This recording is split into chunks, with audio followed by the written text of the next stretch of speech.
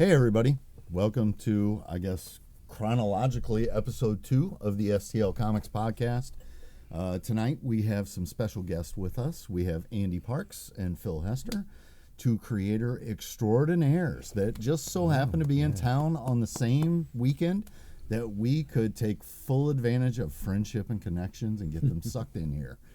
So we're going to talk to them a bit and see where we go tonight. So first, I'm just going to let you guys know, we'll probably throw out very basic questions you've been asked in every interview, every podcast, but then we have things we want to dive into and see what we can talk about. Yeah. So first, I guess, the basic stuff. We'll start with Andy. Yeah. What drew you into your passion for creating comics? I had some comics at the normal age. Everybody has them, well, at least in my era. 6 to 8 years old. I had Sad Sack comics and Richie Rich comics and stuff like that. And then I drifted away for a while. And when my parents were splitting when I was in junior high, I ended up at a 7-Eleven one day and saw, it's actually, the same comic was actually kind of pivotal for both Phil and I, Iron Man number 118. Okay. And, you know, at a 7-Eleven, it was kind of potluck if you'd find a cool comic or not. Yeah. And that cover has Iron Man falling out of the helicarrier and his suit's in a briefcase. And like, gloves falling out of the case and everything. Yeah, Like, yeah. Who was the artist on that cover? Well, Layden drew the Layden. cover, That's but it's a Layden. John Byrne fill-in. Yeah. Oh, really? Yeah. I don't know that And I recall that. Yeah. and so that was 35 cents, something I could enjoy on my own terms, and it meant a lot to me. So then I was like every week at the 7-Eleven.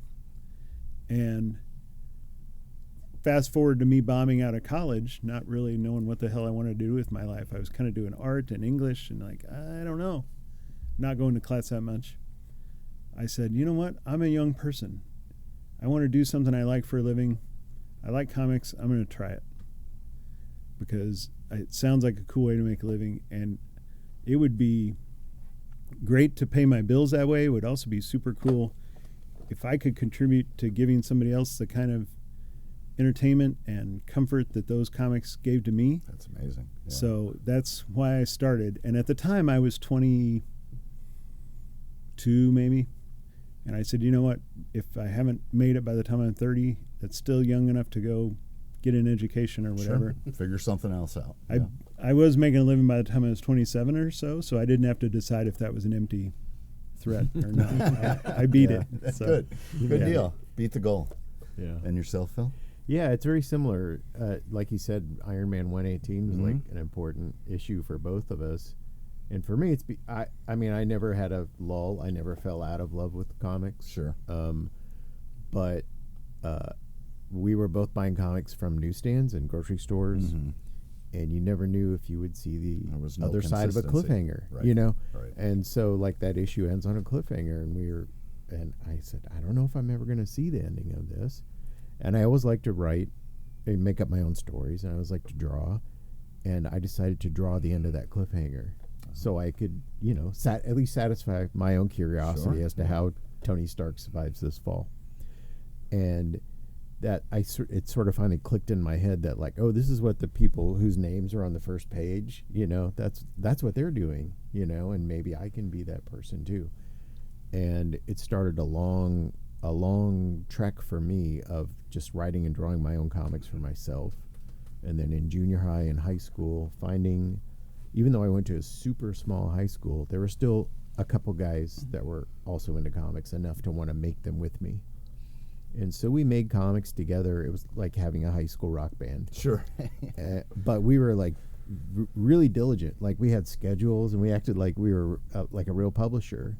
So you had goals. Yeah. And since my graduating class was 36 people, so it was a small school, and because there's a phenomenon that happens in small towns where, like, if you're known as that kid that's into that thing, like whether it's running cross country or a talented musician or photographer or whatever, the town sort of takes it as a matter of civic pride to sort of get behind those kind of kids. Yeah. And so our school secretaries were like, "Oh yeah, we're gonna make copies of those comics for you guys, so you can give them out to your friends and stuff." So they were our printing press. The high school Xerox That's machine awesome. was our printing That's press. great. And so we made our own comics. We had our own comics company, and I just kept doing that through college. And when I went to art school, there were a lot more kids that were into comics, and we made comics together. And then luckily, the Teenage Mutant Ninja Turtles came out when I was like a sophomore. Okay. And then by the time I was a junior, we had gone from like 6 comics publishers to 60 comics publishers, and they all needed talent. And I was not ready, but they went needed out. they needed warm bodies, and that became that was sort of a steady track to making it to my profession. We both kind of benefited from the boom in the early 90s. Mm-hmm. Publishers needed exponentially bigger talent pool. Mm-hmm. Sure. So, yeah, we kind of hopped on board at that point. So this was not a question I planned on asking you guys, but just kind of what you were saying and then how you brought that in. Do you have a project out there? Howard Shakin will not sign Star Wars books, Right. because he is so disappointed in the work that he Right. produced. Do you have a project like that? Yeah, what you're doing is trying to find out what it is. Yeah, exactly. Yes. Yeah. Yeah, I definitely do. Not that I will refuse to sign it or anything, but if somebody brings it to me, I'll make them an offer on it. To get it off Yeah. the street? Yeah. You're going to pull it off the street. Okay. Yeah. That's a lot of copies to track down. Not really, but and I'll tell you why. I mean, if you want my long answer, the very first thing I ever did was a book for Silverwolf Comics. Okay. Called Port. Silverwolf is famous for being the place where Tim Vigil got a start, and Ron Lim and myself. We all started there. But the book's really not good because like I said, I really wasn't ready, and I'm really not happy with the work. So like if somebody sees it, if somebody brings it up for a signature, I'll try to buy it from them. Yeah, get it off the market. Let's pull that off. And, and do they go into a box in your house, or do they go No, in the they dump? go in the garbage. Yeah. No, For nobody to ever find again. Yeah, for some reason, like when I was like really young, they went out of business, and like they were like, as a settlement, we'll send you all your back stock. And they sent me 700 copies of Port #1. Oh my God! And they all got That's dumped. funny. Yeah. Well, Wow. looking at the early work of almost any comic artist out there, I would argue that a lot of them weren't ready but got a break. Yeah. And it probably helped them. Oh get yeah, better. it helped me a lot. I learned to draw all sorts of things that I would never taught myself Yeah, to draw. I mean, it's Well, a and- springboard to success. Yeah. I would also think just the business acclimate that you get from that, the Yeah. education of working with somebody. No, it's invaluable. I have no ill feelings about it. I just my own performance that I don't like. Sure. But we're lucky. We both had those things. I inked a comic for Malibu for $10 a page. That was kind can say the of name. called Scimitar. Yes. Inking With a Rob D, Davis. with a D, not a T. Scimitar. It was Scimitar, kind of yes. R-rated. It was like I don't love it. Skinamax. Yeah, right. Well, that sold Softcore. 1,000 copies. Poor Howard. Yeah. Star Wars 1. There's no escape. There's a lot of those damn things out there. There is a whole bunch of those from People 77 come out up to there. him, big, strong guys, tears in their eyes. This Star Wars comic meant a lot to me. Yeah. And he's like, F that. get Yeah, out of F here. that, Like, F you, I F mean, your family. Yeah, that's kind of how Howard talks to you. I so, swear yeah. I've seen his signature on at least one book, and it was a hardcover edition of probably the first 4 or 6 issues of Star Wars, and he wasn't the only one to have signed it. Goodwin was in there. Oh, yeah. A couple other people. So he was paid well for that. Well, I mean, signature. it was Also- probably when they first made Yeah. the but hardcover edition. Also, I think if somebody walked up to Howard and they had an Archie signature in it, that would break the ice. Yeah. Yeah. yeah. Because everybody loved Archie. Sure. I saw him on a panel once with Tom Palmer. So the con organizers didn't really think it through because the thing they had in common in comics was Star Wars. So there were a lot of questions. And about the 5th Star Wars questions, Howard couldn't take it anymore. He said, look, Started to break. I've had a long career of some work I'm really proud of, and I did this dumb thing, and frankly, it's insulting, And Tom's like, huh? All right, so then moving on, I guess the next thing I'd like to ask, it's going to be twofold. One is there a title or a character that you've worked on and love so much and would do it again if given the opportunity. And then 2, same thing, character or project that you wish never happened. And that could be, I'm going to kind of go in a little bit like, was that because the story wasn't there? You were rushed, the editor's direction, anything like that just made it an unpleasant experience. And, you don't have to name drop anybody if you'd like to keep that private. But Well, it's funny because we were just talking about this today. Kelly Jones, the artist Kelly Jones, came up in a discussion today at the con, and I was talking about how one time I sat down with Kelly at a con. Oh, we were in a shuttle back to the airport or whatever from a con, and we had both drawn Swamp Thing, and it came up that that's the only gig we ever had that we had a long run on it, but we'd still go back to it again. Okay. Like everything else, you sort of like a couple of years, you sort of work all your you went through desires the motions. out. Yeah, sure. you satisfy your desire to work on that character. But we both felt like Swamp Thing was inexhaustible, that we could go back to Swamp Thing again. And what was it about Swamp Thing that made it that way? Well, for one thing, like we're both like horror fans, but a very specific kind of horror fans, which is we're monster fans. We like monsters who are the good guys, Yeah. and Swamp Thing fits that bill perfectly. And I think it probably says something about like comic book readers, comic book creators, see themselves as misfits and outcasts, but they also see themselves as noble. And that's what those kind of swamp monster characters, or Werewolf by Night, all those kind of characters. Compassionate Yeah, monster. they are. Yeah. Chaotic good. Yeah, exactly. And but beyond that, just like in terms of work, it's really satisfying character to draw, because you don't like every way you draw him is on model, and you can be really unique and expressive about it, and your take is accurate. Just by the dint of you doing it, it becomes an accurate take of Swamp Thing. So I think that would be my answer for that. I don't think that, I was pondering it while you were talking. I don't think mine is recapturable, because the first thing I thought of was, well, doing Green Arrow with Phil and Kevin Smith was probably the most exciting, like, holy cow, I can't wait. I get to ink a page of this today, time in my life. And I hate to interrupt you or break your train of thought, but I am specifically, as anybody that follows us on my social medias knows, I am a Kevin Smith fan. Yeah, right. So I have some questions directly. Okay. We'll get to that later. Yeah. Yeah. So I apologize. But if you offered me that again, I guess if it were with Kevin, I'd be in. But we've drawn Green Arrow since then, and it's not the same, because it wasn't the character or the book or even working with Phil. It was all of it. It was, I know this is going to change my career. Right. Because Kevin's going to bring Phil and I up to a place we've never seen before. Like before that, DC would hire both of us, but never together. We were viewed as too weird together. Yeah. Really? Yeah, for sure. And it never would have happened if Kevin didn't want it, because they would have said, oh, Kevin's writing a book for us? Great. Go get hot guy number 2. Yeah. Not Phil and Andy. Nobody would have said, we need Phil and Andy. And Kevin's like, I don't care. These are my guys. Yeah.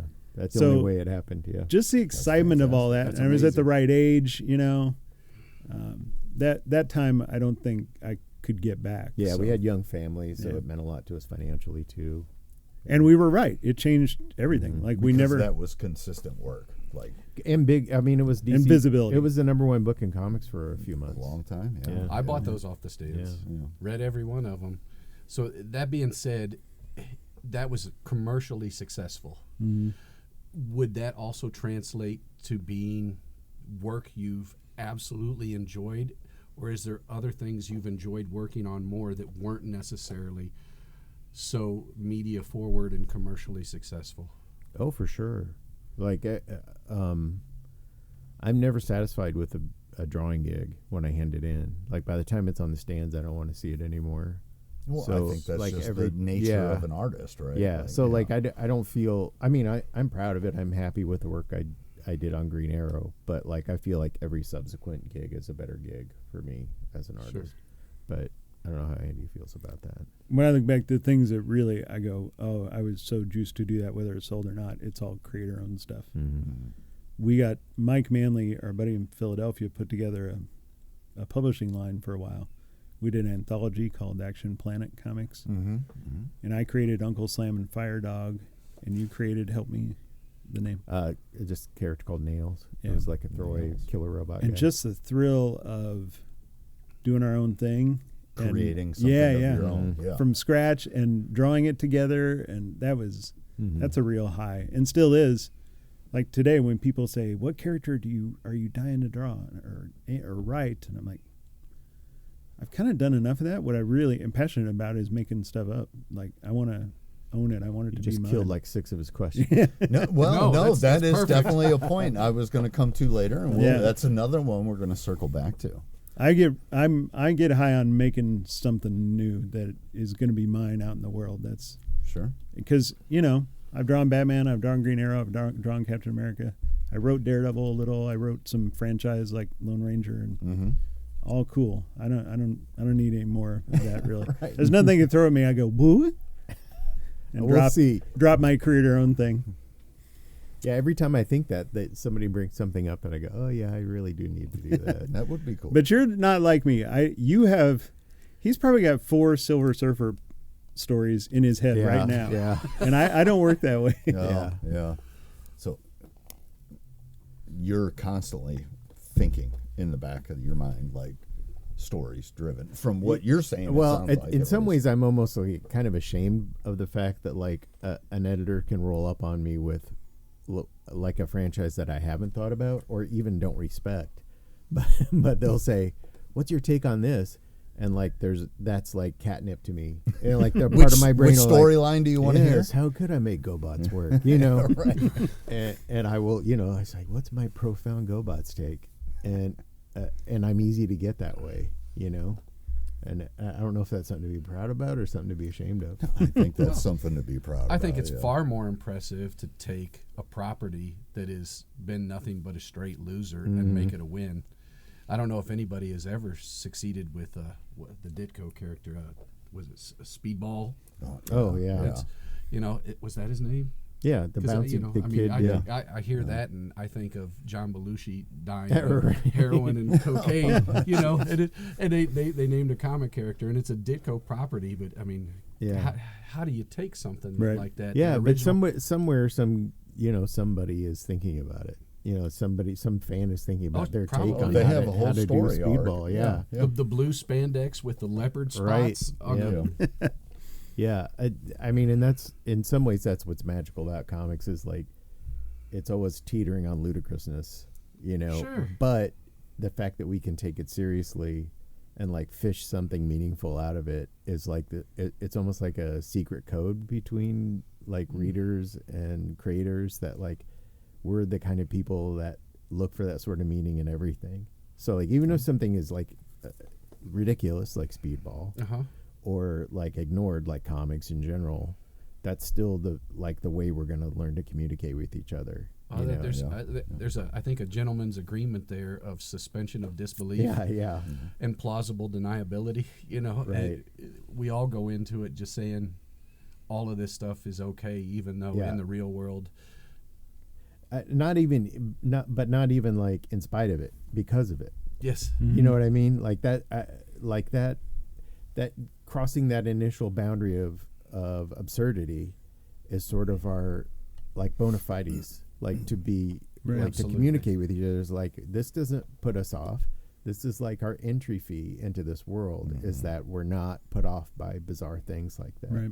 Yeah. And that's it's like an undeniable attraction of comics to me.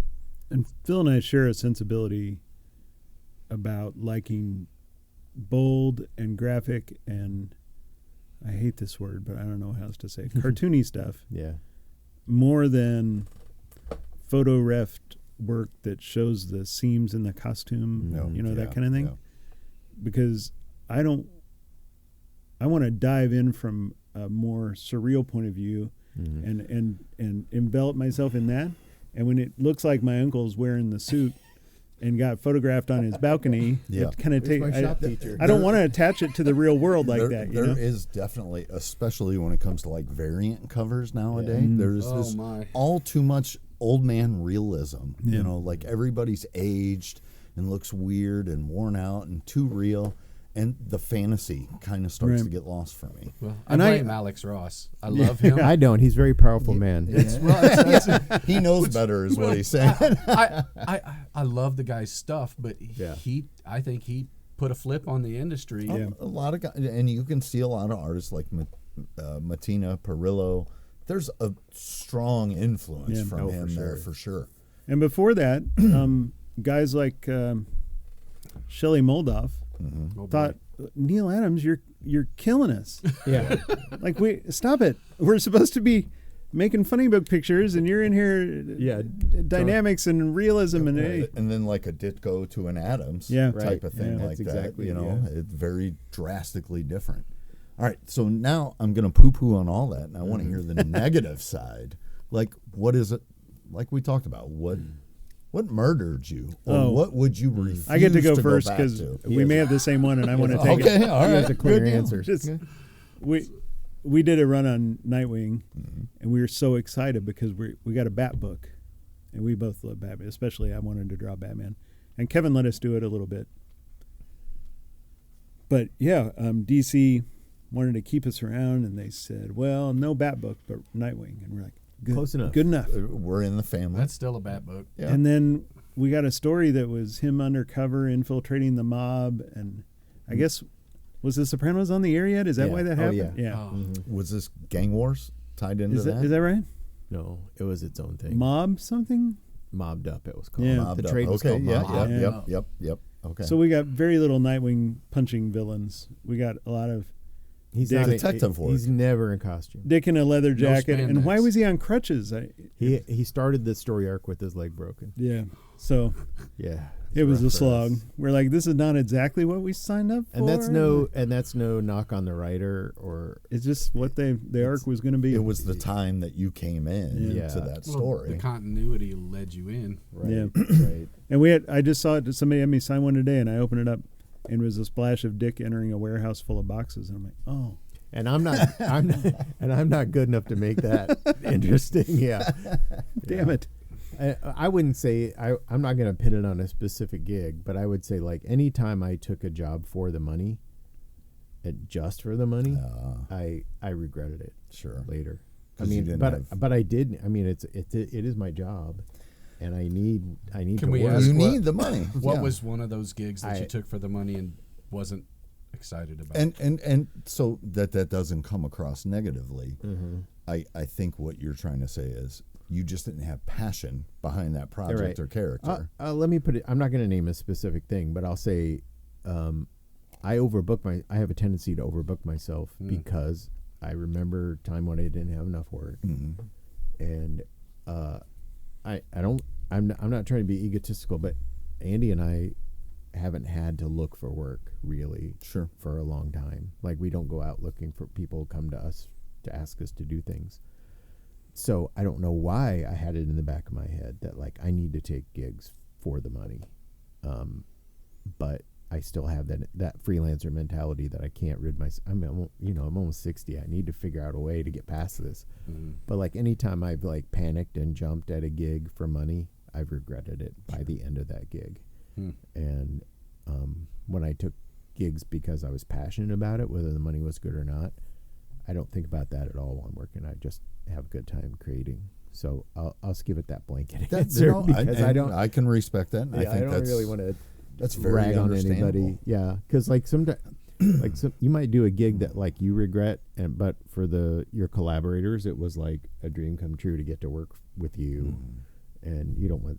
I don't know. Sure. That's why I even was hesitant to bring up Port, because like I objectively it's not a good comic. Sure. That Silver Wolf comic, it's not a good comic, but I know it was like a passion project for Chris Silver, the guy that created the company, and it's almost like, it kind of, I don't want to like devalue like all the passion he put into it, even if the end result wasn't like very good comics or me getting paid. Neither of those things. Neither of those things happened at the end. But I know how hard it is to make comics. Even a bad comic is super hard to make. Yeah. It's really hard. Yeah, there's a lot of work that goes in. Yeah. So, While he was talking about that, it hit me. I have a worse one that doesn't involve. Geez, here we go. It doesn't involve and I Phil. will name names. Because really, if I was inking Phil, it could only be so miserable because we get along so well and we have the same kind of. But man, one of the best-selling comics I ever inked was Catwoman, at a time when it was selling like crazy, and I got a good royalty check with every issue, the best royalties I ever saw until Green Arrow happened. And I was miserable because I said yes to inking Jim Ballant, who was not an artist I had anything in common with. And I'm sure neither of us were happy. I wasn't doing what he wanted. I couldn't relate to what he wanted. And it 4 miserable issues before the editor finally had the good sense to pull the plug. And I was like, thank God. Yeah. And Jim has a unique style. Yeah. And I just couldn't bring myself to make all those lines. It's just not in my sensibility. And so it wasn't good for 19 rib. Yeah, all the just the hatchy. No, he is a very thin, like, yeah. Very nice guy, I will say. Bad pairing. Yeah, not good. All right, so moving on. Now we're all depressed and sad. So I did bring up the Kevin Smith stuff. And so prior to that, how much had you guys worked together? Quite a bit on small stuff. Like the first gig I got what I considered a real check was inking Phil at Dark Horse on a book called Freak Some More. I don't remember what we got per page. Maybe I got $60 or something. Yeah, to us at the time it was decent money. And it was Dark Horse was very creator friendly at that time, right? Yeah. And it was like 150 pages of work or something pretty substantial. They were 3 oversized issues, like 3 48-page issues. And from then on, we had been able to work together on various creator-owned or smaller press or whatever. But yeah, DC kept us away from each other. I mean, but they were hiring us. Yeah, but not they together. were keeping you working, but wouldn't put you like together. when I was inking Jim Ballant, I could have been inking him on maybe Swamp Thing. Yeah, but they wouldn't hear of it. So right. So with that in mind, like how you had mentioned Kevin wanted you guys, like that was really it. And I would assume, as much as you guys worked with him over that time, did he talk about why he picked you? Yeah, Phil can tell you why.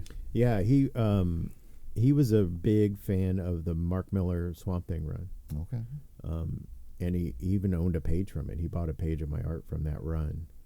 And so, like, he had it in our head that, I was a comic book artist. I was a comic book artist he knew.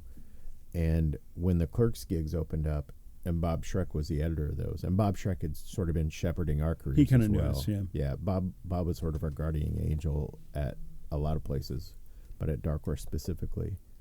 And that was sort of a serendipitous thing that Bob said, "Hey, how about these guys?" And in Kevin's mind, he's like, "Oh, I own a page of Phil's.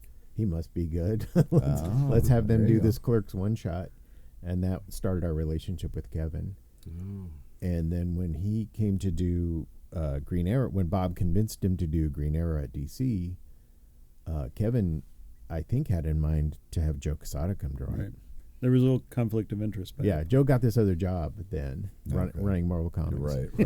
Yeah, just this little job. Was that the EIC job? Yes, I think so. Yeah, so he wouldn't have been good to have that job and draw Green Arrow. So Kevin just sort of moved down to his list of like guys he knew and liked working with, and we had done Clerks of the Lost Scene together, and so we were next in the chamber. And we knew that job was big. Like, we really pulled out all the stops on that gig to make it as good as we could. Yeah. So he thought, yeah, that came out well. So they're my Green Arrow guys.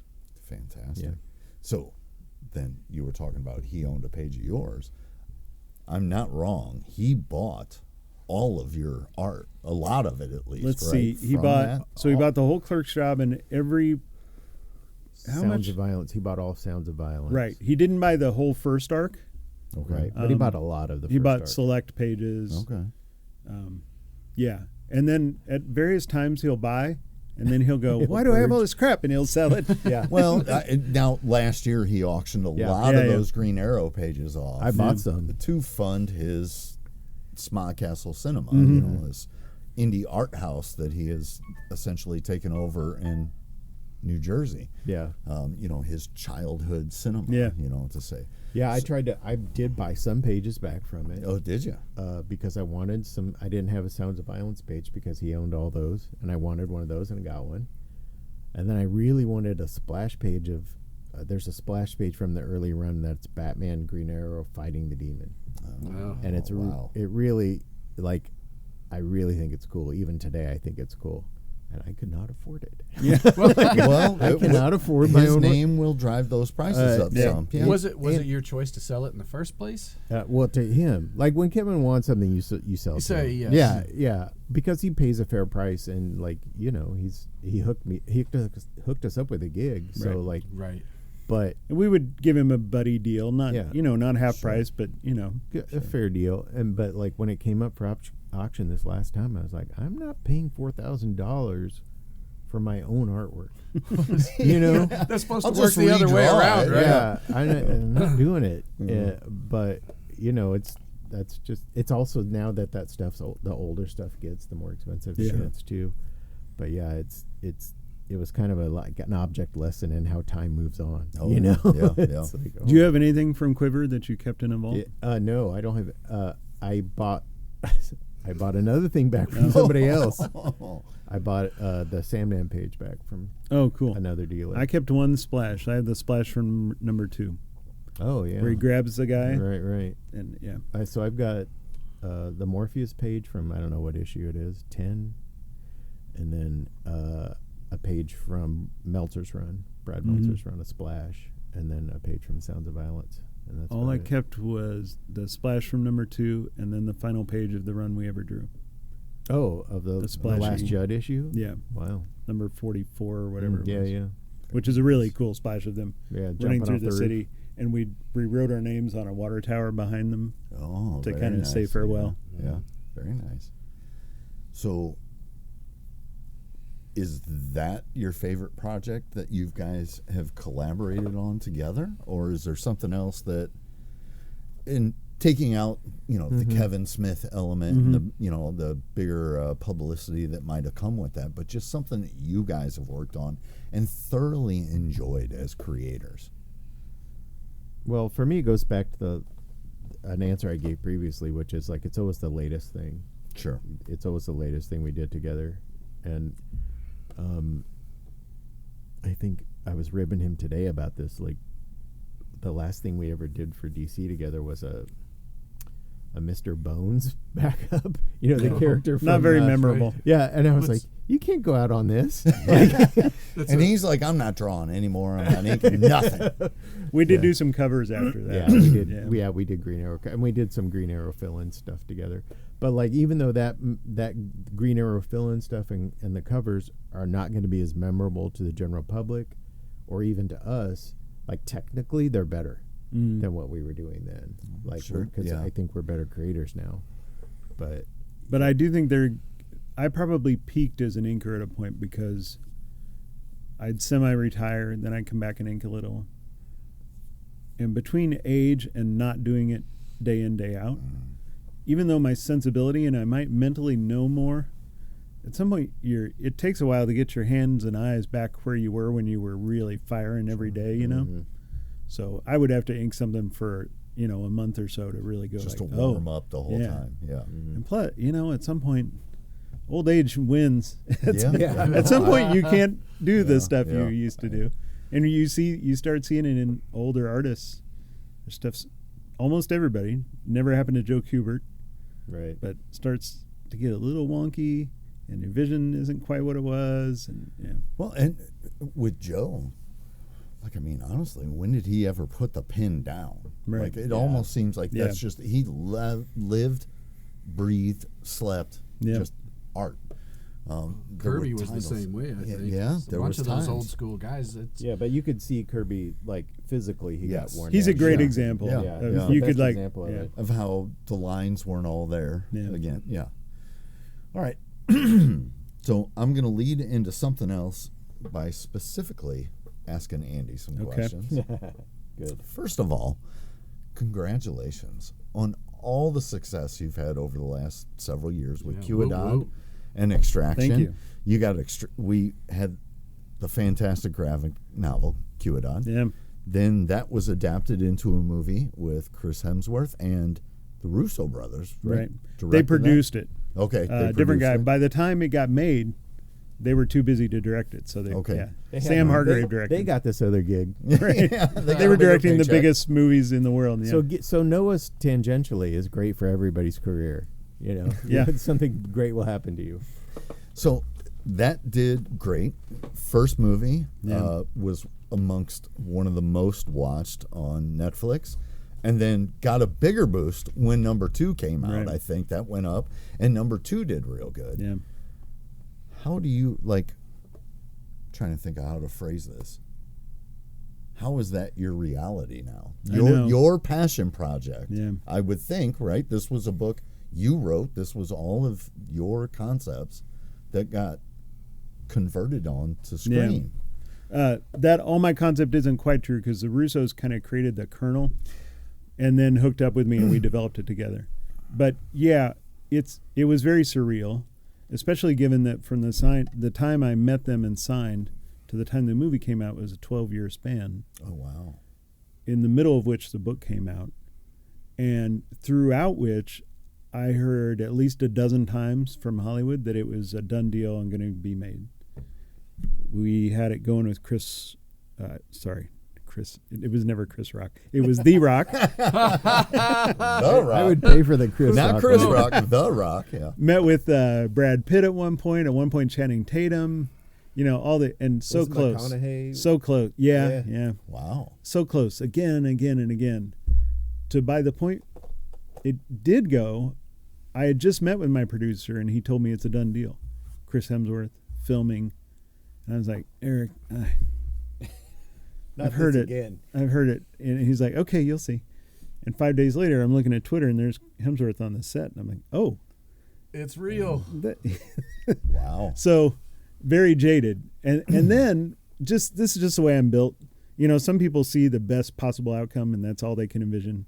I'm not. I'm the other guy. We are mutually pessimistic, Yeah. my friend. Yes. So I was pretty sure even if they were filming, well, maybe they'll finish it, but it probably won't be any good.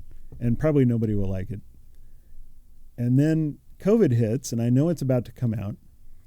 And I'm like, well, this is weird. Are people going to watch? I get up that morning. I watch it just like everybody else.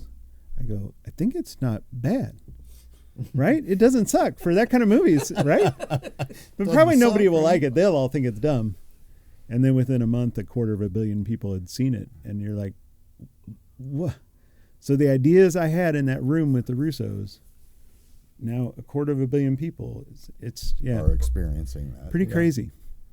So- And all tempered through all this jaded disappointment, you know, for so many years. And then just like, boom, all my dim expectations just shattered by this crazy reality. That's hard to wrap your head Yeah. around. Like this is what you've been working or Yeah. hoped to Right. achieve. You know? And I just kind of conditioned, well, the dream doesn't happen.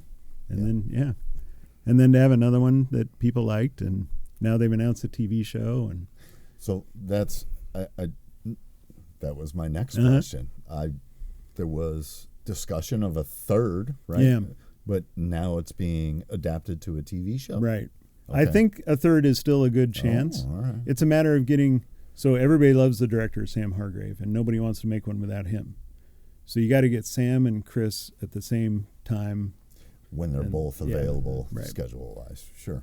So And- in the meantime, they've developed this TV show idea. Glenn Mazzara, is that the right name?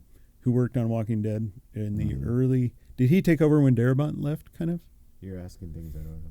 I think. He put together an idea for this Was he on Entourage too, like Spin- Darabont was? I don't know. Sorry. like spin-off thing, which is in the same universe somehow, but a different lead character. Okay, so if anybody saw the show, do you say Lupin? Lupin? Yeah, I know the one you're About the French Yeah. hot dude. oh, okay, yeah. Super- It's Omar Sy, I think is his name. He's going to be the star of the new Extraction TV He's show like a called super Mercenary. Fantastic. So I think maybe there's a chance for that coming out in 26. And then I think we have some plans in comics to maybe coincide that I can't talk about. So All right. Way to that's it. tease. I What a understand. tease. Tease. We so like yeah, it's teases. good. It's an ongoing thing. And sometimes I think, I mean, my wife has to say, sometimes I can't believe so lucky. And she goes, it's true. It is luck. But you also wrote a lot of good books that this didn't happen for. Yeah. And so you deserve to have one that it finally Got your you know, moment. yeah. So Why not? that's why I married the best woman. God bless her. Congratulations to you, sir. Thank you. Cheers. My Diet Pepsi's under this. Yeah, cheers to the Cheers. Diet Pepsi. So, how many hats have you bought with all those? Yeah, it's a danger. It's a danger. Did you buy more he hats died in the or gutter. better hats? Yes. Yes. Just yes. Fantastic. I'll tell you what I did when I got my first movie check. It's, you know, I always tell people, if I created this whole thing by myself, we wouldn't be speaking because I'd be in the south of France. The Russos created it and gave me part of the back end. So I get, you know, it's nice money, but not earth-changing. So I got my first check, and I think you guys will enjoy this. When I was in junior high, I paid $60 for a copy of Avengers #4. Nice. I love Captain America. I love the idea of owning the first Captain America story in the Silver Age. And so excited about it that I wanted to hang it on my wall. So I went to TGY, the TG and Y. TG&Y, and got a metal frame, and I slid the comic in there. And in sliding it, I scraped off part of the black on the cover. Oh no! And then I covered that with a marker. And and then Amateur later color I touch. became an adult, and I still have the comic, but it always like, oh, that was, young me kind of ruined this thing that's sad. And when I got my movie check, I was like, you know what? I'm going to go fix that broken memory. Fantastic. And I said, I have a reading copy. So the first slabbed comic I ever bought, I spent like $1,500 on like a 6.5 slabbed Avengers 4. Oh. And I was like, there. Now Done. young me has fixed it. I've closed that door. We're Yeah, good. right. Yeah, Full circle. fantastic. Yeah. I thought you were going to say you bought TG and Y, the company. Right. I just Out of bought rec- the franchise. Out of receivership. They wanted $4,000, but I said, all right. So we're back. Thank you, Andy, for sharing that story of the Cuidad extraction storyline. Looking forward to whatever comes out of that. Me too. And I mean, can we get a Capote adaptation next? Oh, yeah. Yeah, No. it's very similar. Capote kicks ass. And He's had enough. Yeah, right. So, I guess my next question would be like individually, and we'll go to Phil first. Like, do you have a passion project or create or own your own project that you're either working on or would like to see come out? Like, yeah, it's a funny segue because we both are, and it's at the same place. We're both doing series for Ignition Press, a new publisher. okay, That's headed up by Jeremy Hahn and Philip Sablick and Jamie Rich, who Jeremy Hahn from Casey, who we've all right? we've all Joplin, worked with but many yeah. times, and your guy Eric Gitter's involved in it too, and it's sort of like the kind of dream situation that you don't think is real because they've come to you and said, you know, what have you always wanted to do that we can help you make happen, and we'll help you make a living while you do it. Wow. You know, and All right. and then we'll shop it for you in Hollywood too, and it's a kind of freedom that you really hope for, that you really strive for your whole career, and usually have to be a superstar to get. Okay. Like you have to be a huge name to get this kind of freedom, but I think the people behind Ignition were smart enough to know that creators at, you know, my level, Andy's level, we've proven that we have ideas that translate to Hollywood and that can appeal to people, like, you know, in the comic shop too. And if we get the kind of financial trust from a place like that, we can produce stuff that can really resonate with people. And so, yeah, I'm doing a horror book that I'm writing and drawing. I'm doing another horror book that I'm just writing, and Andy's doing stuff for them as well. And a side note, like, just my brief interactions with Jeremy and his wife, they are very business They're focused. very sharp. Yes, operators, they're on yeah. top of their game for Yeah. sure. So I think without that's a good team to be with. you Yeah, know? I mean, without that kind of acumen, I don't think this deal would go off. Fantastic. Yeah. And looking at the level of work Jeremy and Philip and Jamie put in, it's really it's a lot of effort to get a company off the ground like that. But they've got the experience, and they're all like really like well respected and beloved, kind of in their previous positions at the publishers they were at before. So they've got a lot of goodwill behind them that they're bringing to bear in this place. That's fantastic. Yeah. So it's Jamie Rich, okay, who edited he edited Union Station, the first thing I ever wrote. He's my editor. And he was, So he was the full bad circle. editor at Yeah. DC. Yeah, yeah. Wow. He's been to the. And they've mountaintop. announced their first book. It's a Jamie Rich book that he's writing called Murder Podcast. And they're doing a kind of a unique business model where at first they do a cold open book, like a shorter story. Mhm. It's or not a zero it's issue. the I same guess you'd call it. thing, Okay. Yeah. but it's not part of the continuity. And they do a Kickstarter for that to let people kind of in early. And then it'll go to stores, and that'll be the self-contained story. Okay.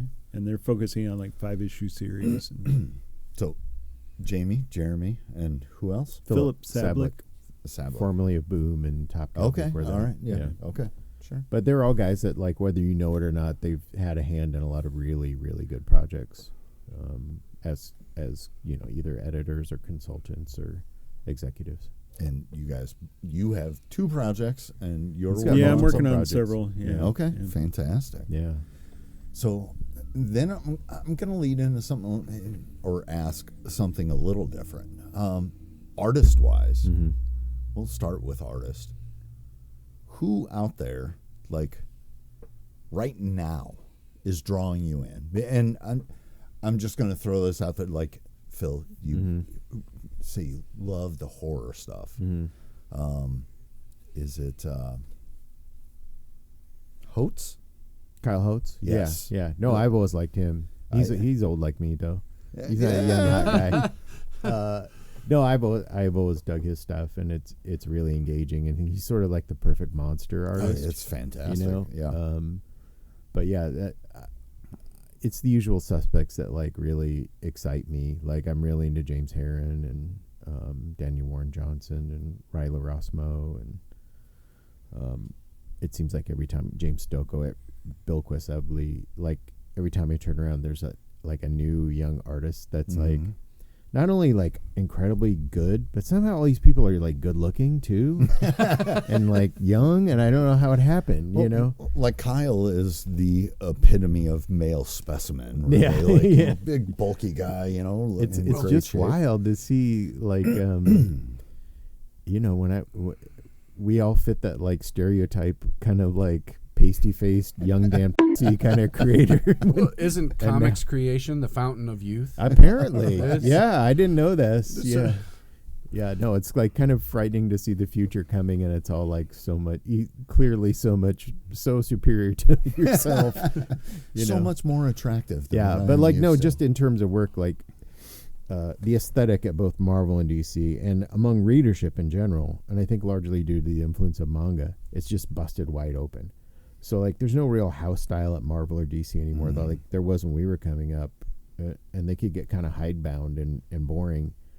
But now, like the art directors and the editors are all younger and all grew up reading, like European comics and Japanese comics and Korean comics, and so they've got a wider aesthetic. So there's room for like Daniel Warren Johnson would not be allowed to draw the Flash like in 1993. Right. He just wouldn't. It's too weird. Like we were too weird, and we're not that weird, Right, you know. right. But like, so I think it's a really exciting time because everybody can be served. It's almost like the narrow casting that's going on with television right now. Like when we were kids, everybody had to watch Roots because that's what was on. Yes. You know. Yeah. But yeah. now you can seek out what you want to see. And it's that way in the comics market as well. So there's less rules. Yeah, for sure. the doors are more open. Yeah. Well, I mean, there was a time when DC Comics was redrawing Superman's face over Yes. Kirby's art, which Yeah, A he could draw travesty. everything but Superman's face. Yeah, Right. travesty. Yeah. And I wish they'd done it on paste up. They actually did it on the board. Yeah. Which is brutal because you'll Well, never, I don't you'll think- never recover those. I don't faces. think Kirby was the only one they did it No, to. no, He's no, just no. the most notorious. Yeah, it's because Kirby's was so far afield. But if you ever see the Xeroxes of the pencils, Kirby's Superman's got this like savage edge to him that makes it that just makes him so much cooler. It's really Been appealing at that time to kids for sure. The only guy he didn't mention, and again, I don't have my finger on the pulse really. I don't buy all the brand new comics, but he's middle aged now. But Chris Somney's like, Somney's he great. always excites me. Yes, his art is so fun, and I've really tried. Like my wife is indirectly related to him, or somebody she worked with. I don't know, but I reached out so many times and tried to get him to come do. He's things very with reclusive, us. Yes, and very. Ditko-esque. No, No, I wouldn't say that. I wouldn't say that, but very respectfully, his time off the clock is dedicated to his kids. family, Yeah. As it should be. Yeah, and Because he really works hard and he doesn't have a does. lot of He off does, time. Yes, Yeah. Right. but some of that Daredevil stuff that he did was just so fun to look at, as it was a different take. Yeah. No, there's so many great artists coming out. Like, like at different ends of the spectrum. Dan Moore is doing great mainstream stuff. Jesse Lonergan's doing great weird stuff. Mark Spears, have Yeah. you guys checked Oh, yeah, out there's great- the monster stuff that he's doing right now? Yeah, I think it's really a super exciting time to be a comic book reader. Well, and like we were talking about before, the doors have been blown wide open. You have people that created just little web comics that are now getting published and being put in front of the audience that, Yeah. I'm not going to say anything bad, but, so many people knock on payments and things of working with big publishers. But at the same time, younger people and more creatives are getting exposure that weren't getting that before. The digital age has made it possible for people to be seen. Oh yeah, that in the past never would have happened. And you can have wild success. Like when we were coming up, like you had to like work for Marvel or DC to consider yourself a professional or to have made it. And now you can just go on to Webtoons and create Lore Olympus, and and be able to buy Marvel and DC. If you can tell a good story, what's to stop you? Well, and I always tell people at cons they come up and they have maybe pinup drawings they've done, and I'd say, cool, what do you want to do? What's your goal? And they say, I want to draw comics. I say, well, I'll see you next year then, and let's see some comics. And these days, you don't even have to go to Kinko's. Yeah, you can put it on your blog spot and update it whenever you want, and update it every day, maybe a panel a day, whatever. Yeah. And you have direct access to the world. Well, the X-Men creator has this whole story online. It's Byrne. John Byrne went back. Oh, the one he he published on his website. Yeah. It's only That pencils Savage Land comic, pencils and maybe inks. Yeah. I mean, so there's that for sure. Well, how does Marvel not? Because he's not monetizing. He's not making money out of it anyway. It's out there for He's just free. like, I felt like doing it. Sure, but how does that not get colored? Copy. And printed. How does Marvel? How are they missing that's the a- boat? Well, how- on how You that? should go on that forum and ask. Yeah. I've read a little bit of it because I'm a longtime X-Men fan, Yeah. and also simultaneously a John Byrne fan. And when I saw that way after the fact, I had missed it, and there it was in all its glory for free. I thought, how is this not finished? I really and do. published? I really do think you should ask and let me know when you do it, Yeah, well, so I can be there. I got to think, if I were an editor at Marvel Comics, I'd be thinking, today I can either call John Byrne and negotiate, or I can do about 1,000 other things.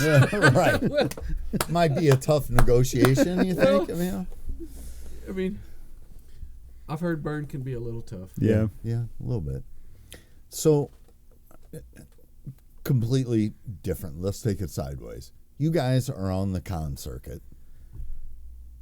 How are you liking that at this stage? I mean, like, is that working out for you? No. And I like to ask that, like, how exhausting is No, it it is. really? I said, no. Oh, yeah. Okay. Like, I know it's exhausting, but fans, I think we see a different level of creator fans now than we saw 20, 30 years ago at these cons. They want to come. They want signatures. They want remarks. They want, these things. is this fruitful for you still? Yeah. I think Phil and I both approach it the same way, that it's nice to go home with some money. Like, it's good if you're going to spend your 4 days, you want to earn something.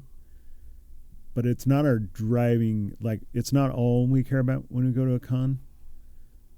So I'm there to meet people. I'm there to hang out with my peers that I hardly ever get to see. Well, I would think that's a big point of it, too. Yeah, there's a lot of it's a little boys club or a creators like tonight, club. We had dinner getaway. with Rick Leonardi, Yeah. who I've loved his stuff for 30 years, and the fact that I'm sitting there chatting with him is so cool. And we've also been in this business long enough that we've started to experience this venerable status. Like, people come up and they go, "Oh my God, you were the first company." Like, "Oh my," And they got gray hair. Jesus, I'd be right. How old do you think I am? I know. Yeah.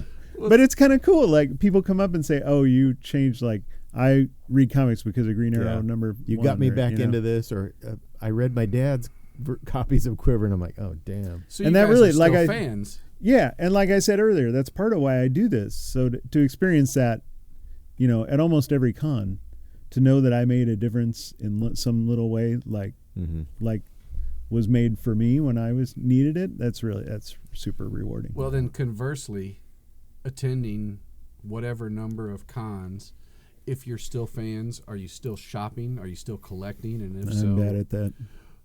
Oh, well, it's I mean, it's hard to get away from the table. Yeah. And as a comic Yeah. dealer, we could both say Yeah. the same thing. Yeah, It's for hard sure. to we do shop though. I mean, like if they're specific, I mean, look, there's a stack of books. Right.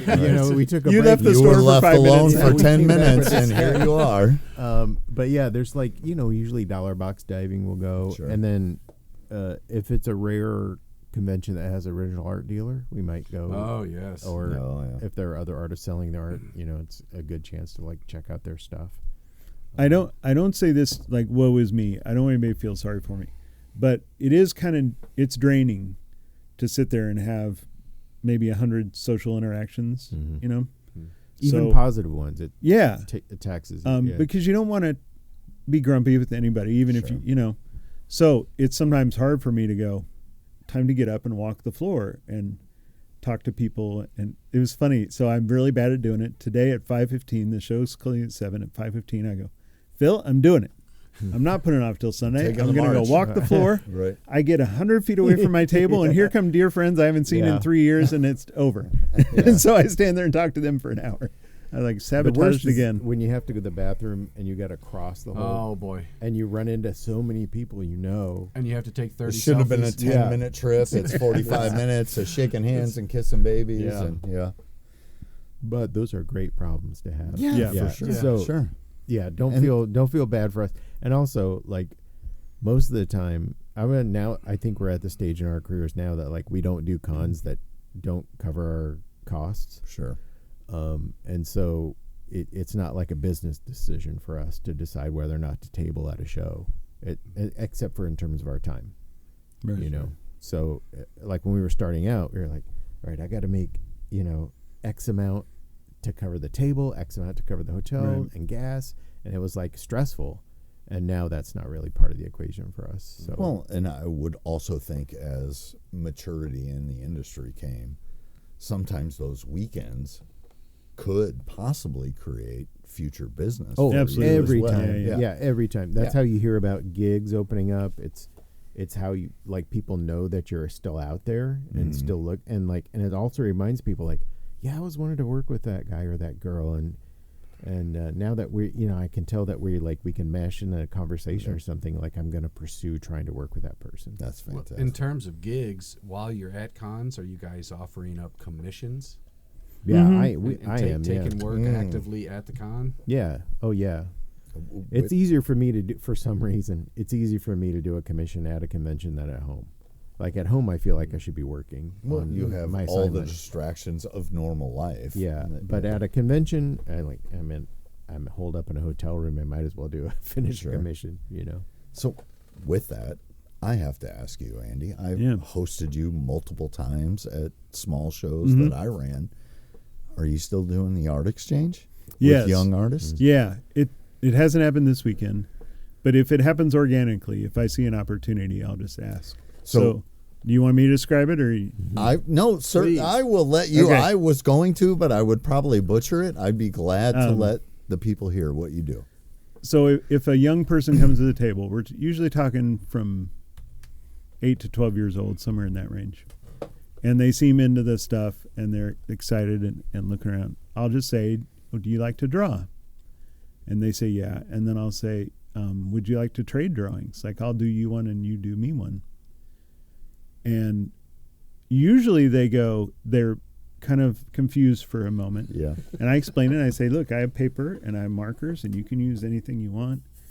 And then they go, oh, yeah, that sounds fun. So, yeah, they'll stand there at my table for like a half hour and make me a drawing. And I'll do them a drawing. And then they hand it to me and I say, no, it's not signed. And then we take a photo together, and I always get permission. I say, parents, is it okay? Can I put this on my Insta or whatever? But it's really, I mean, I have a little stack, I don't know, 30 or 40 of them at home. I've witnessed I've at least a collected half a and- dozen, yeah. and it's It's really always fun. great to see. Those kids, I feel like that creates a moment. If they have interest Right. in pursuing this as a career, that connection they make with you probably will never leave them. That's Yeah, fantastic. even if they don't, even if they just like remember the good time Yes. they had a convention with this one guy. Yeah. And Yes. I really enjoy it. And the only time it's ever seemed like it wasn't great is when it was forced by a parent. Yeah, like And came do yeah, what you do. Draw Yeah, yeah. for him. Yeah. Draw for the man. If in it the happens hat. organically, it's always fun. Yeah, it's really good. Here's a question I wanted to ask. Are you guys still working old school with actual pencils and ink and paper? all digital. Or is it all digital? Is there a combination? And what's your thoughts on all of that? I don't have any opinion on the way anybody else works. Sure. Like whatever like routine you've got to produce work is kosher in my book, but I'm still 100% traditional. Wow. Because for a couple of reasons. One, I like having a finished piece at the end. I like Yes. having art. We're both Right. passionate about Physical. original art Yeah, we- ourselves. Just- So yeah. the Yeah, idea me that too. we'd be giving up making it seems kind of But weird. it sounds funny to say it, but to some degree, I feel like that's a lost art Mhm. in this industry. Yeah, and Everything is very digital now. Yeah. And I'm not going to pass any judgment aesthetically on that. Like some people use it to great effect, and some people don't. Absolutely. Just like traditional. Mm-hmm. But I also my training at art school was very, very like hands-on, and no undoing things. Like you have to get into a jam in your drawing to like fish something good out. That's part of the like my that's part of my process is sort of like I have to lose it before I can find it again. And the only way to do that is like on the page. Well, a lot of people are like projectors. Like Jack Kirby was a projector. He saw something in his mind, and then he started in one corner and ended in another. And it was all exactly what he saw in his mind. And I'm not. That's I'm a wild. mess maker. So like I start on the page, and like maybe 30% of it is in my mind, and the other like 70% of it is the struggle I'm going through on the page. And if it was a strictly digital process, that struggle wouldn't take place. I'd be undoing and like, So almost like some of the passion wouldn't be relayed. right. In that. For me, Yes, at I get least for that. my, so like that struggle's got to be on the page. And because the struggle is sort of the interest. I have this theory, and I don't know if it's accurate, but like I feel like a lot of what appeals to your readers is stuff that's outside of your control as a creator. So it's like the little quirks and mannerisms that you may not have like full control over, or may not even like in your own work, but they appeal to people that read your stuff. Sure. And you may never, and if you have too much control over your stuff, you might never like hit that secret formula. And so, at least for me, working traditionally is a big part of finding that personality in my work. Sure. So that being said, with traditional work, at what point with any piece of art do you know that you're done? Do you allow yourself a certain amount of time, or is there just you see it and it's over? It's always about 10 minutes after I should have stopped. Well, see, You know? You overworked Yeah, it. is I what think you- everybody overworks. Sure. Like whenever I watch like somebody doing a YouTube or or an Instagram reel or whatever of their drawing, and I'm watching them do a live drawing, like before they stop, I'm always begging them in my mind, stop here. well, And- it's easy to not stop because you can always erase and go again. Right. Or if you're painting, you can always put more paint on the canvas. But and it's also fun, so it's hard to stop doing something that's fun, and it's also hard to be objective about when you should stop. But like every time I watch one of those tutorials, if you take that time stamp back like 10 minutes, 30 seconds, whatever before it's over, it's almost always better than Like not at the nothing end. was benefited by like Right. people overwork a continuing. lot of things. So everybody needs an editor. Well, I would in process. maybe, or at least just like you can fall into mannerisms, especially cartoonists, because we have to have shorthand for so many things. Because like comic book art is self-generated to a degree that almost no other, like maybe animation's the only other case where things are as self-generated as they are in comics. Everything else is done through observation or reference. Right. In comics, we got to jam it out ourselves, partially due to the deadlines, but also because we got into this because we wanted to use our imagination instead of the real world. So, Sure. like you fall into mannerisms because you're like, oh, this is how I do a nose, this is how I do a car. And so sometimes you fall into rote drawing, which is like dead drawing, and you lose your objectivity about when it's still a quality drawing.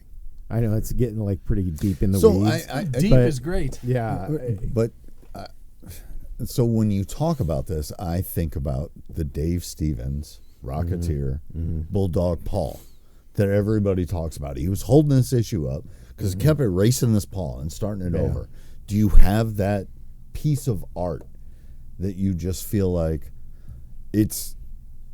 you always went back to try to make it better? Dave's the worst example because he was such a perfectionist. Yes, like I don't yeah. think you should Well, use.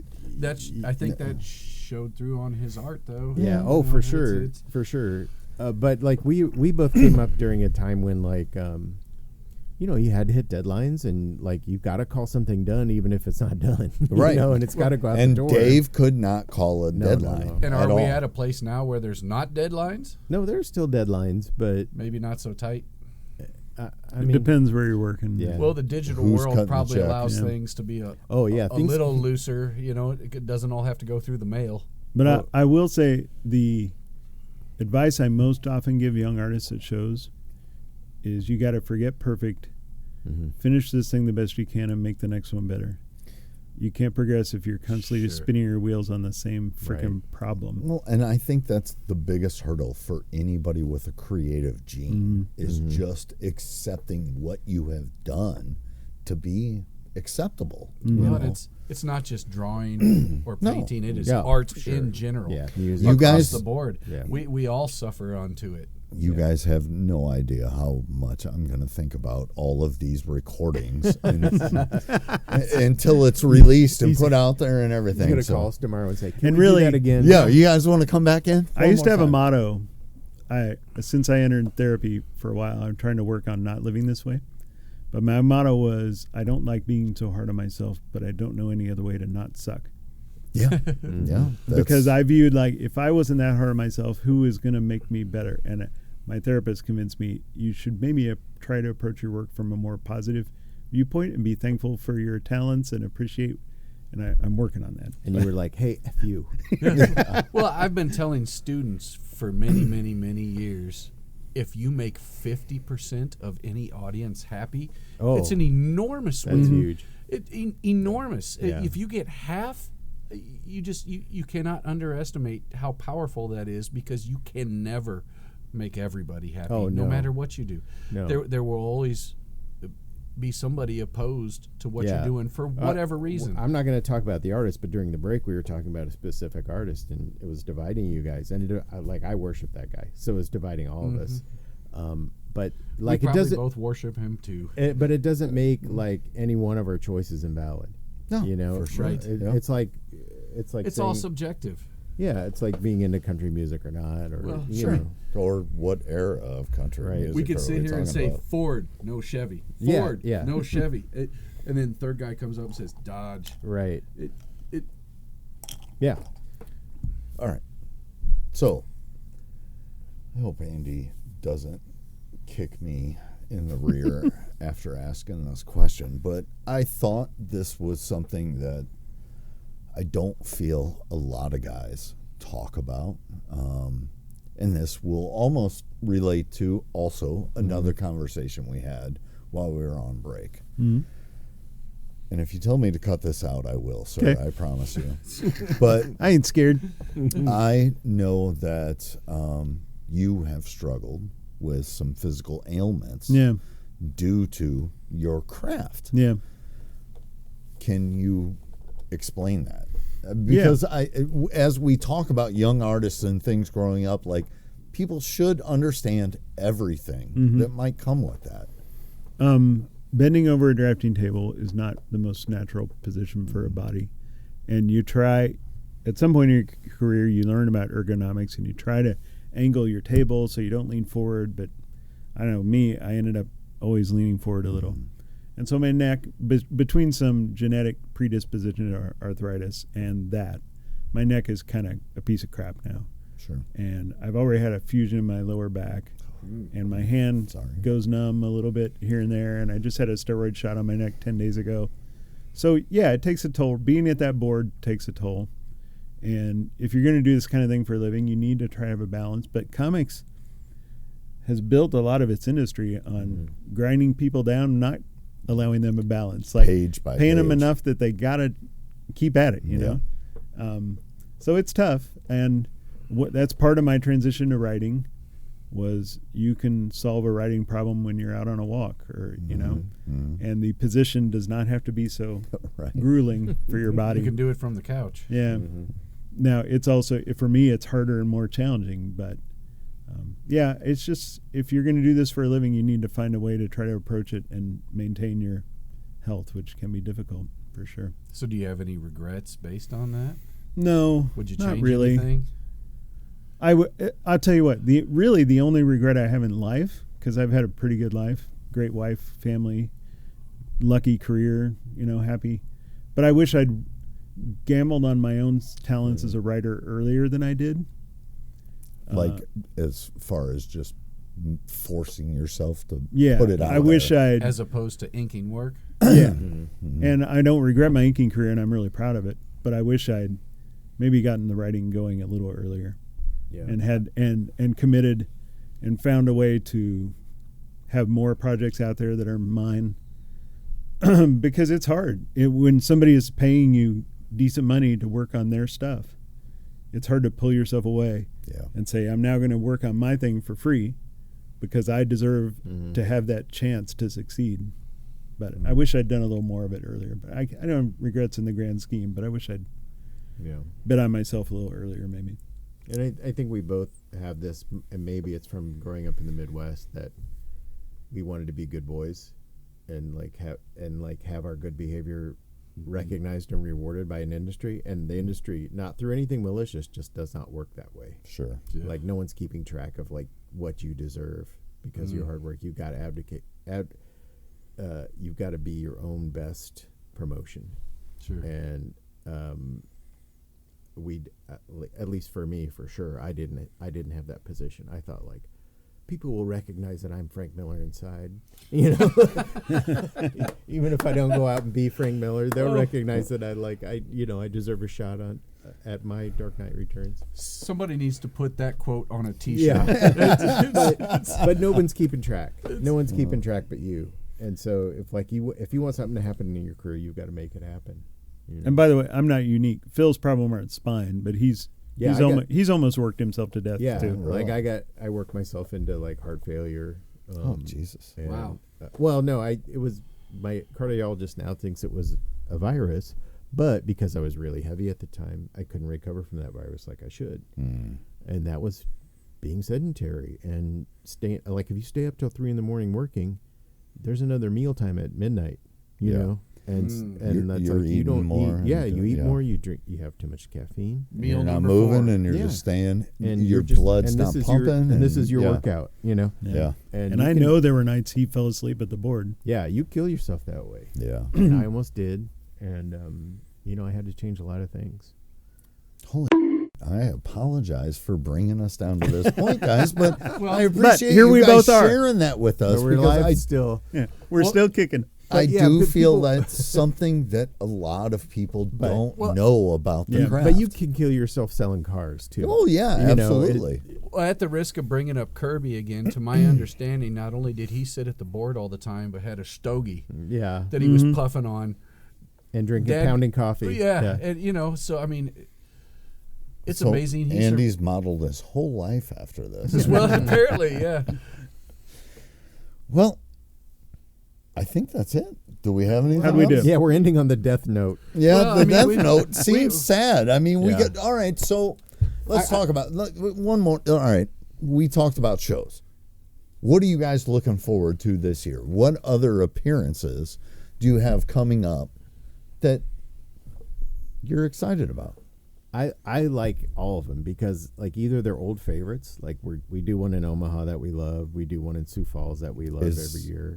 Is Ocon in Omaha. Ocon? Yes, Stuff yeah. that's all fairly close That's to like home. an old school comic I book love show that show. again, right? It's a great show, and we just have a blast. We go to a ball game. We have restaurants we love. steakhouse, yeah. Fantastic. We have a good time there, and then SuperCon in Sioux Falls is fantastic. But like the new ones, I also like because I like seeing new places, Sure. or helping young show. Like I'm gonna do one in Des Moines, and we're doing a little one in Lebanon, Missouri. One day. Lebanon. Yeah, because Really? I like doing those kind of shows too because, like you sort of help like establish the nerd community there that way. Sure. Like he's talking about with his drawing exchange, like just showing up at a place like Lebanon, it makes some kid that like feels like he's out on an island, reading comics there, know that there's this wider world that like of creators that are like from towns like Lebanon, like I am. I'm from a little town, and but then also we also get to do cool things like like later this year I'm going to Brazil. We've been to Spain. Fantastic. Wow. We're both going to Portland in the fall. Yeah. So Oh, like beautiful. yeah, it's one of the real like unsung perks of this job is you get to like see different cities that you haven't seen before for a weekend at a time, which is the perfect bite of any city. Right. You know. Just in and out. And Yeah. get your, yeah. And Some I different get food to in a different experience. place. Yeah. I won't drive anymore on show day if at all possible. So most places are kind enough to let me stay an extra day, Sure. and I get to go do something in Memphis. I go to the Sun Studio tour or something like Yeah, that. Very nice. That's It's fun. nice. It's cool to have good those chances barbecue to there. see new things and have somebody else foot in the bill. And Yeah, right. it's nice. Can't beat. You really can't beat that. Yeah. Yeah. Like we're so spoiled. And what I love about cons that just occurred to me when he was talking. There are a lot of cons where you feel like you get to see people living their true selves in a way that they don't get to very often.